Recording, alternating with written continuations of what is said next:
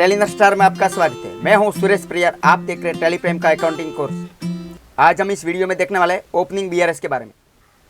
यहाँ पर आप स्क्रीन में देख रहे हैं ओपनिंग बीआरएस। ये बीआरएस का दूसरा पार्ट है। पहले पार्ट में हमने देखा बैंक रिकैंसिलेशन स्टेटमेंट के बारे में, लेकिन आज हम देख रहे हैं ओपनिंग बीआरएस। ये ओपनिंग बीआरएस क्या होता है? ओपनिंग बीआरएस का मतलब होता है जब कोई फाइनेंशियल ईयर समाप्त होता है और हम नेक्स्ट फाइनेंशियल ईयर में पहुँच जाते हैं, तब पिछले ईयर के जो भी ट्रांजेक्शन रिकैंसिल नहीं हो पाए थे, यानी कि अनरिकैंसिलेड रह गए थे, वो सारे अगले वर्ष के लिए ओपनिंग बीआरएस कहलाते हैं। हम जाते हैं टैली में, उसको थोड़ा गहराई से समझाते हैं ओपनिंग बीआरएस के बारे में। आगे बढ़ते हैं टैली में। हम आ गए टैली में। यहाँ पर हमने बीआरएस 1 नाम की कंपनी को ओपन किया है। उसमें हमने जो ट्रांजेक्शन किए, जो पहले ट्रांजेक्शन देख लेते हैं। हम जाते हैं लेजर बुक में, उसके लिए डिस्प्ले मोर रिपोर्ट में एंटर कीजिए। यहाँ पर अकाउंट बुक्स, फिर लेजर, फिर बैंक ऑफ बड़ौदा। यहाँ पर देखिए ये हमने ट्रांजेक्शन किए हैं 1 मार्च से लेकर 30 मार्च तक, जिसमें डेबिट है 4,20,000 और 80,000 और क्रेडिट है 30,000, 35,000 और 50,000 और 60,000। तो यहाँ पर आप स्क्रीन में देख रहे हैं उसका क्लोजिंग बैलेंस है। यहाँ पर देखिए ये क्लोजिंग बैलेंस है 3,25,000 और जो डेबिट साइड में है ये 5 लाख और क्रेडिट साइड में है 1,75,000। तो 5 लाख में से 1,75,000 माइनस किया, यानी हमारे बैंक में से ये डेबिट हुआ। बैंक में ये डेबिट गिना जाएगा, हमारे बुक्स में ये क्रेडिट है, यानी बैंक हमारी गिवर है। तो 5 लाख में से 1,75,000 गया, तो क्लोजिंग बैलेंस रहा 3,25,000। तो उसमें हमने कई एंट्रियाँ है जो हमने रिकैंसिल करने के बाद जो अनरिकैंसिल्ड रह गई थी, वो हम यहाँ पर देख रहे हैं। यहाँ पर आपको कीबोर्ड से Alt+R प्रेस करना है, या फिर राइट साइड में यहाँ पर देखिए रिकैंसिल, यहाँ पर क्लिक करना है। और यहाँ पर देखिए ये फाइनेंशियल ईयर है 1 अप्रैल 23 टू 31 मार्च 24, जो उसमें से ये अनरिकैंसिल्ड रह गई थी।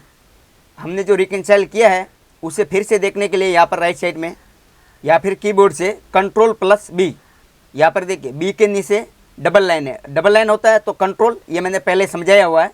अगर सिंगल लाइन है तो अल्ट। तो यहाँ पर Ctrl+B बेसिस ऑफ वैल्यू, तो यहाँ पर क्लिक करना है। मैं यहाँ पर क्लिक करता हूँ और यहाँ पर देखिए इंक्लूड रिकैंसिल्ड ट्रांजेक्शन, जो हमने रिकैंसिल कर दिया था उसे देखने के लिए यहाँ पर आपको नीचे आना है और एंटर प्रेस करना है और Ctrl+A। यहाँ पर देखिए जो एंट्री रिकैंसिल्ड हो गई थी वो यहाँ पर आपको दिख रही है, और जो बाकी है वो 28 और 29 और 30, ये तीनों एंट्रियाँ बाकी है जो अनरिकैंसिल्ड रह गई थी। वो क्यों रह गई थी?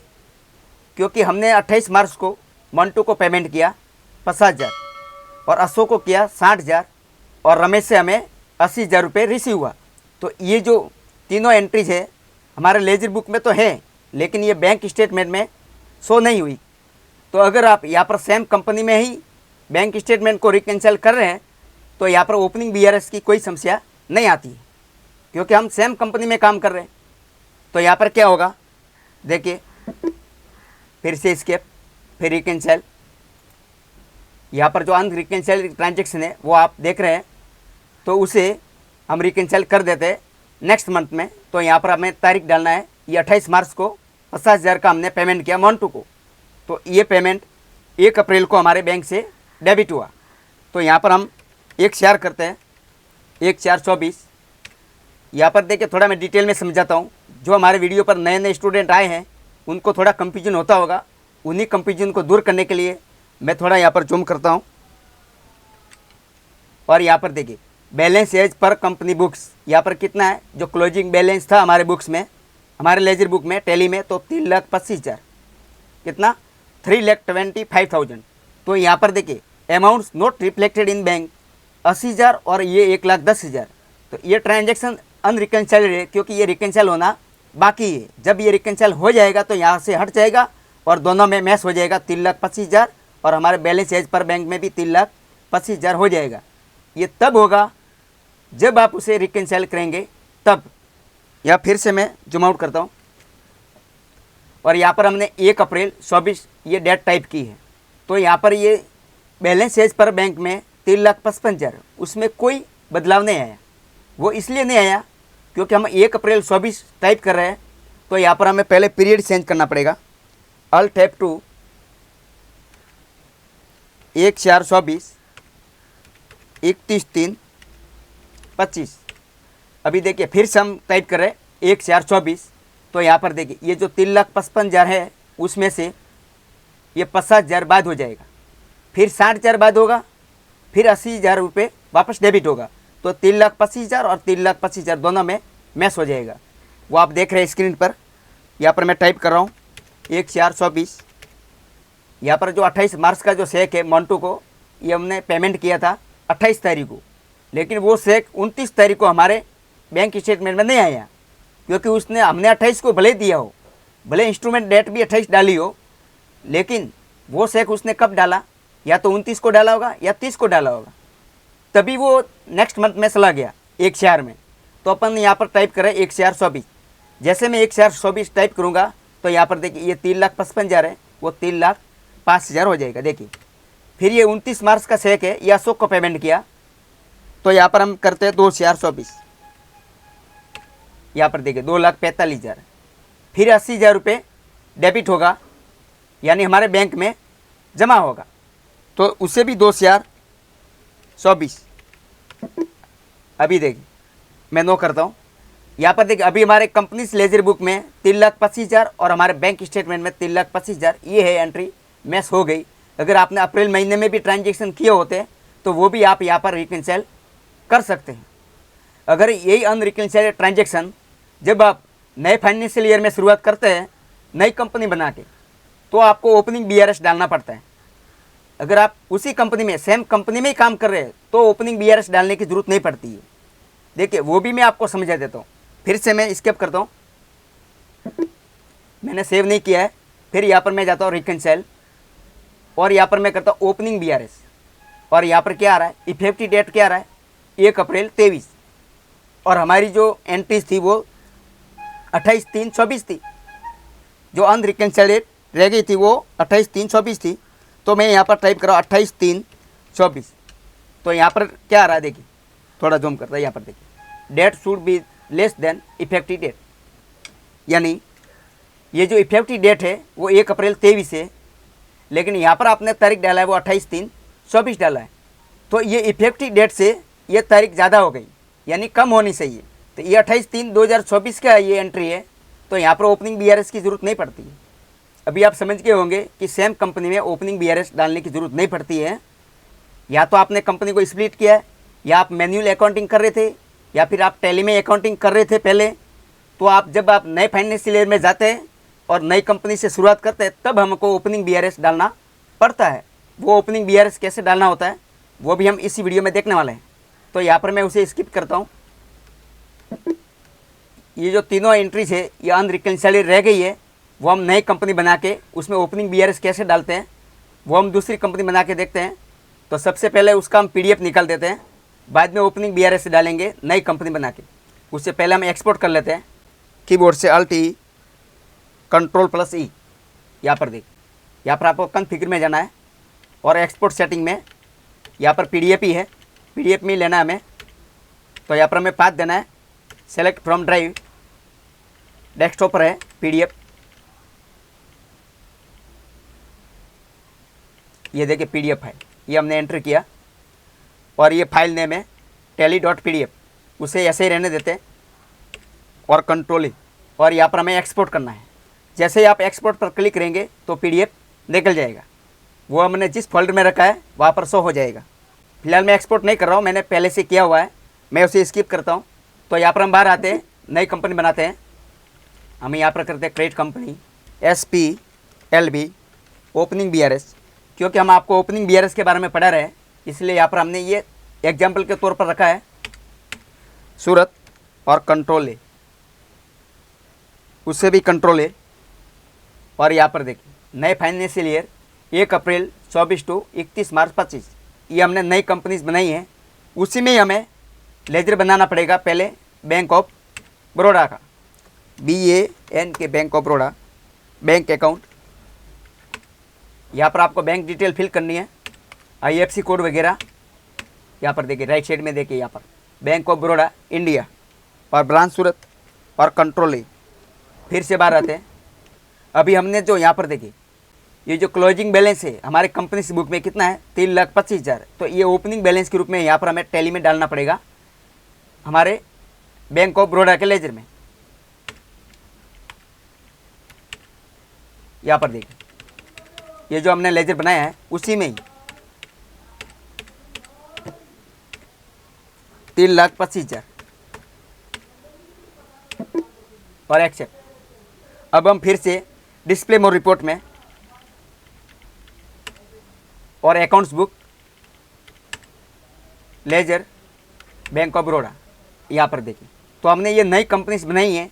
तो यहाँ पर पहले हम पीरियड डालते हैं, या तो F2 या फिर कीबोर्ड से Alt F2। 1/4/24 आप अप्रैल में ओपनिंग BRS डाल रहे हो तो यहाँ पर आप अप्रैल की डेट डाल सकते हो या फिर पूरा पीरियड डाल सकते हो 31/3/25। और यहाँ पर आपको करना है रिकनसाइल। अभी यहाँ पर कोई एंट्रीज नहीं दिख रही है क्योंकि यहाँ पर हमने एंट्रीज की नहीं है। यदि आपने अप्रैल मंथ में ट्रांजैक्शन किया होता तो यहाँ पर आपको शो हो जाता है, लेकिन अभी तक हमने कोई ट्रांजैक्शन नहीं किया है। हमें जो ओपनिंग BRS डालना है वो पिछले ईयर का डालना है। अभी हमने नई कंपनी बनाई है। तो यहाँ पर आपको कीबोर्ड से Alt+H या फिर राइट साइड में यहाँ पर देखिए ओपनिंग BRS यहाँ पर क्लिक करना है। मैं यहाँ पर क्लिक करता हूँ। जैसे आपने ओपनिंग BRS पर क्लिक किया और यहाँ पर देखिए unreconciled details for bank of Baroda, जो इफेक्टिव डेट है 1 अप्रैल 24। तो हम 1 अप्रैल 24 में हम ओपनिंग BRS डाल रहे हैं पिछले वर्ष का। तो हमें यहाँ पर तारीख टाइप करना है 28/3/24। ये देख 28/3/24 ये आपको स्टेटमेंट में देख के डालना है जो आप स्क्रीन में देख रहे हैं 28/3/24। मंटू को किया है, ये एस का मतलब है मंटू सप्लायर, अशोक सप्लायर और ये रमेश कस्टमर है। तो हम ओपनिंग BRS डाल रहे हैं 28 मार्च का मंटू का। फिर से टैली में 28/3/24 यहाँ पर हमें टाइप करना है मंटू एस।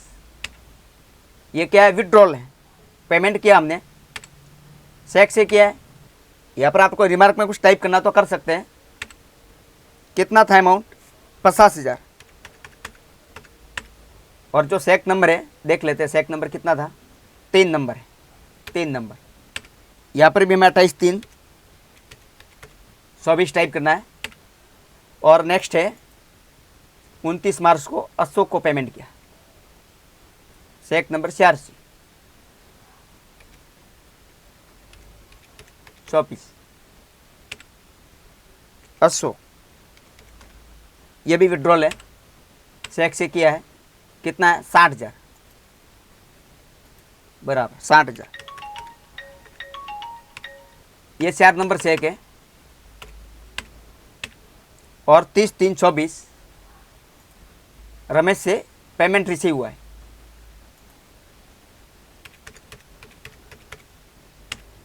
रमेश ये डिपॉजिट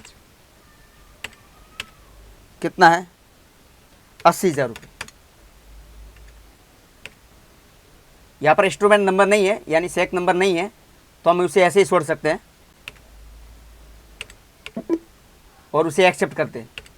जैसे हमने एक्सेप्ट किया तो ये एंट्रीज यहाँ पर आपको देखिए वाउचर टाइप में ओपनिंग BRS के रूप में दिख रही है। देख रहे हैं आप ओपनिंग BRS के रूप में ये दिख रही है एंट्री जो हमने तीनों की है। और यहाँ पर चेक नंबर भी आ रहा है और ये इंस्ट्रूमेंट डेट यानी चेक की तारीख भी आ रही है, किस तारीख को हमने चेक इशू किया था वो तारीख भी यहाँ पर आ रही है।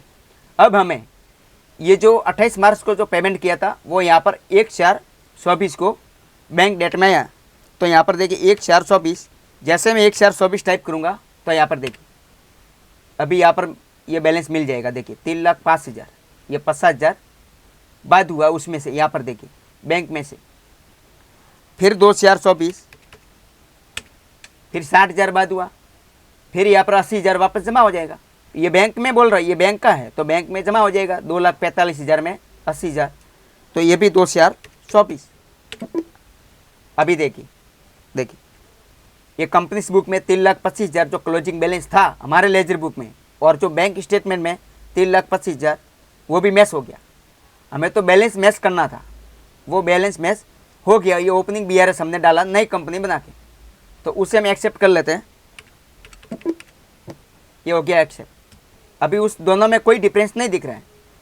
अभी हमने जो रिकंसाइल किया उसे फिर से देखने के लिए फिर से आपको पहले अल्ट आर रिकैंसिल करना पड़ेगा, फिर आपको यहाँ पर बेसिस ऑफ वैल्यूज़ पर क्लिक करना पड़ेगा, फिर नीचे आते और एंटर। यहाँ पर देखिए इंक्लूड रिकैंसिलेट ट्रांजेक्शन, जो अभी हमने रिकैंसिलेट किया है उसी को एक कंट्रोल ए से सेव करना यस करके। यहाँ पर देखिए ये फिर से एंट्री देख गई। यहाँ पर अगर आपने अप्रैल माह में और भी एंट्रीज की होती या लेजर बुक में ट्रांजेक्शन किए होते तो वो यहाँ पर शो हो जाते। बाद में भले आप ये महीना पूरा होता, बाद में आप रिकैंसिल कर सकते हैं। हर महीने जो स्टेटमेंट आता है जैसे आप रिकैंसिल करते आए हैं उसी तरह आप रिकैंसिल करते जा सकते हैं। तो ये हमने ओपनिंग BRS कैसे डाला आप समझ गए होंगे, और ओपनिंग BRS कहाँ डाला जाता है और कब ज़रूरत पड़ती है ये भी आपने इसी वीडियो में सीखा। अगर आपको वीडियो अच्छी लगी है तो हमें कमेंट बॉक्स में ज़रूर बताएं। और अभी तक आप हमारे वीडियो में हैं और अभी तक आपने चैनल को सब्सक्राइब नहीं किया है तो कर लेना, और साथ में दिए बेल आइकन पर क्लिक करें ताकि हमारे वीडियो की नोटिफिकेशन आप तक जरूर पहुँचे। Thank you for watching. मिलते किसी और वीडियो में।